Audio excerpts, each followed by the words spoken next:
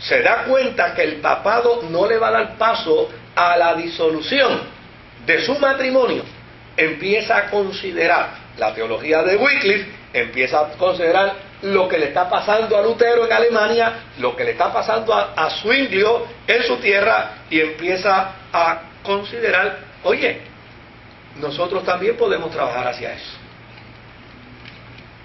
Si la iglesia no me permite a mí, el rey, divorciarme de esta mujer que me ha dado una niña, y yo no quiero una niña, yo quiero un varón, pues si la iglesia no me permite divorciarme, cuando la iglesia sabe que este matrimonio es un matrimonio que violenta la doctrina de la iglesia, pues entonces yo debo ir pensando en zafarme de la iglesia.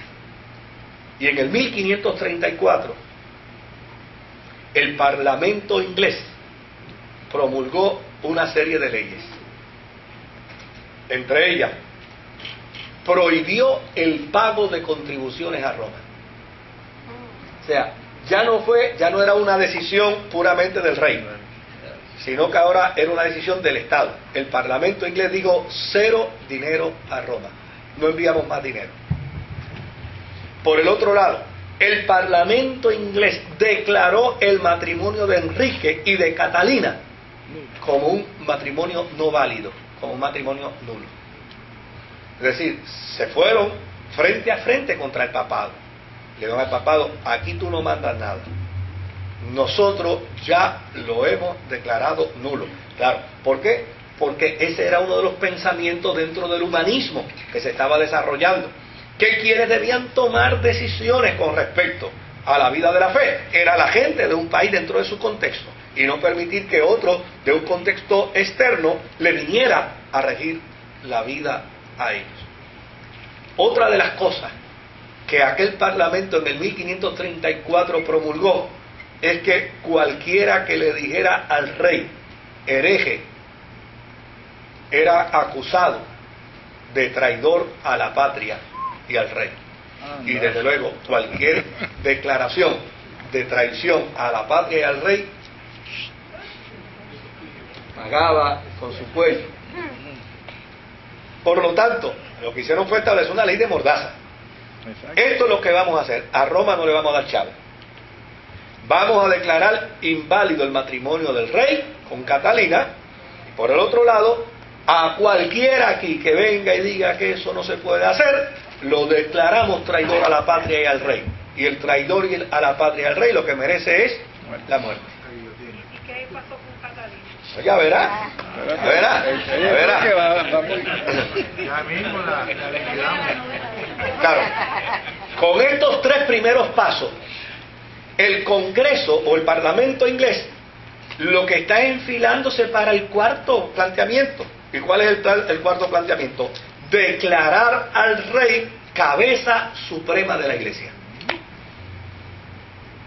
Será el rey el que va a decidir el destino religioso de Inglaterra.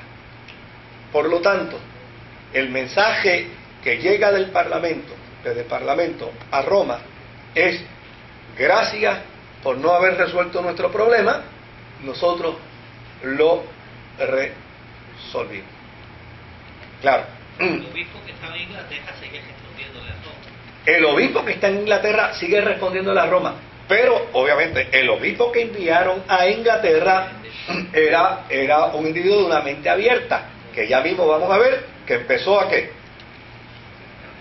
Empezó a trabajar en pro de Inglaterra y en contra de Roma. Claro, siempre hay la disensión, y hubo uno que creó disensión, se llamó Tomás Moro, ¿verdad?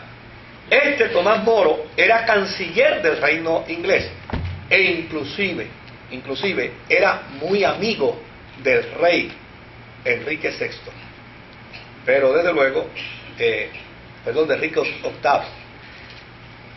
Él tenía unas convicciones religiosas muy profundas, y cuando se le pidió a los cancilleres que juraran fidelidad incondicional a Enrique, él se negó a jurar fidelidad incondicional. Desde luego, el decreto ya estaba, se le declara entonces enemigo de la patria y del rey. Y es arrestado.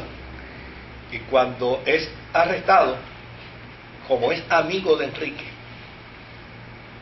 la hija de Tomás Moro, que había estudiado y se había desarrollado como consecuencia de él ser amigo del rey, estar tan cerca del rey como rey, llegó a la cárcel para procurar la forma y manera de convencer a su padre de que se retractara de su posición. Y miren qué expresión más linda. Su hija le comentó: mira papi, retráctate, si a fin de cuentas ya otros lo hicieron. Otros protestaron la decisión del rey, otros protestaron el que él se desvinculara de la Iglesia Católica, pero retráctate. Y él contestó de la manera siguiente: no me es dado cargar mi conciencia a espalda de otros.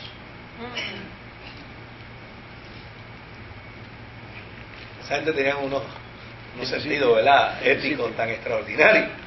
No me es dado cargar mi conciencia a espalda de otros. Si otros lo hicieron, ese es su problema. Yo no lo voy a hacer bajo ninguna circunstancia. Y es interesante porque desde luego 4 días después fue enjuiciado, fue encontrado culpable de traición y fue sentenciado a la ejecución. Y cuando fue a sufrir la ejecución, declaró públicamente que él seguía siendo fiel siervo del rey, pero por encima del rey, él era fiel siervo a Dios. Muero siendo todavía fiel siervo del rey, pero ante todo lo soy de Dios.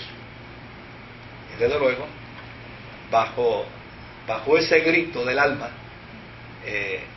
murió.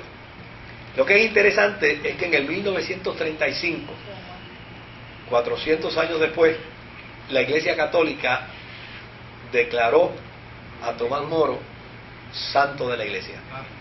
¿Qué método usaban esa gente? Guillotina.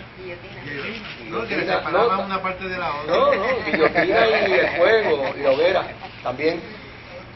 Una antorchita. Ahora, desde luego, ya estaba nulo el matrimonio de Enrique VIII y de doña Catalina de Aragón. Así es que el rey se casó con Ana Bolena.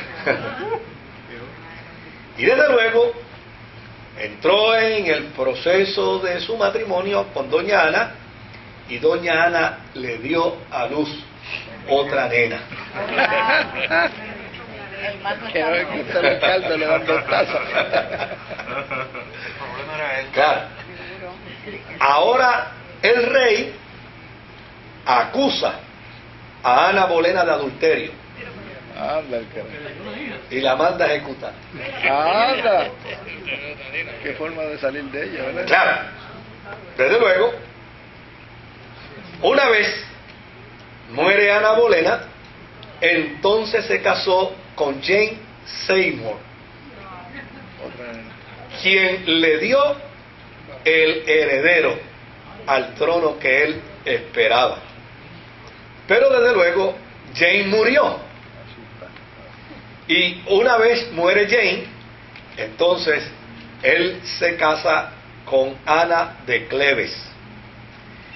Esto lo hace con la intención de establecer ahora una alianza con los luteranos alemanes, puesto que él entendía que Francia y Carlos V eran sus enemigos, sobre todo por lo que ya había hecho con la tía de Carlos V. Así es que cuando él plantea esta intención de entrar en la alianza con los luteranos alemanes,